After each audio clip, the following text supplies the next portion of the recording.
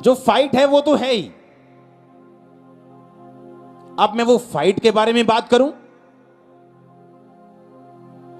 या जो रेवलेशन मुझे मिल चुकी है कि Jesus is the living God, ये जीवित परमेश्वर है, ये सच्चा है और कोई नहीं है, तो फिर मैं जीसस क्राइस्ट पे अपना ध्यान लगाऊं, या जो एक आशीष मुझे नहीं मिली उस पे ध्यान लगाऊं।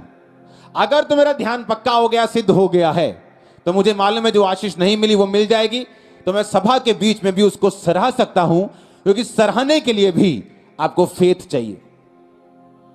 आप मेरी बात समझ रहे कि नहीं? सराहना करने के लिए भी, टेस्टिमनी देने के लिए भी आपको विश्वास चाहिए, क्योंकि एक काम जो हो गया उसकी गवाही मैं दूं, या दूसरा काम जो नहीं हुआ उसकी वेट करूं। अगर आप वेटर्स हैं, वेट कर रहे हैं, तो आप गलती कर रहे हैं। हालेलुया। जब मेरी वाइफ की फैमिली चर्च आने लगी तो पैसे 200 रुपया 150 रुपया मांग कर किराया लेके आते थे, और जो कि पूछने के लिए आता था कि बहन जी कैसे हो।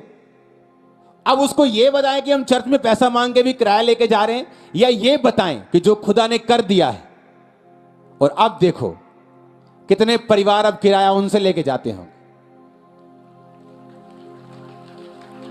और जब भी किसी ने आगे पूछना बहन जी कैसे हो, बहुत दया परमेश्वर की, बहुत यही बात बोलनी, बहुत दया खुदावंद, शादी से पहले।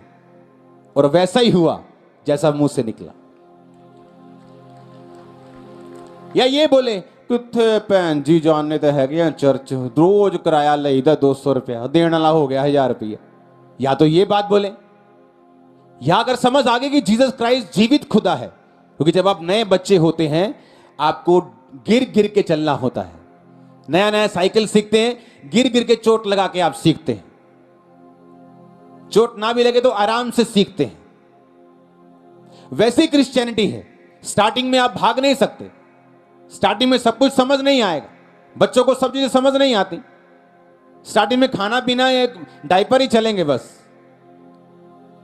लेकिन जैसे जैसे आप आगे बढ़ेंगे आपको क्रिश्चियनिटी का टेस्ट आना शुरू होगा, और ये और मीठी होती जाएगी, और सुंदर होती जाएगी, और विक्टोरियस होती जाएगी। इन जीसस नेम रिसीव करो इस क्रिश्चियनिटी को। आमीन। ऊंचा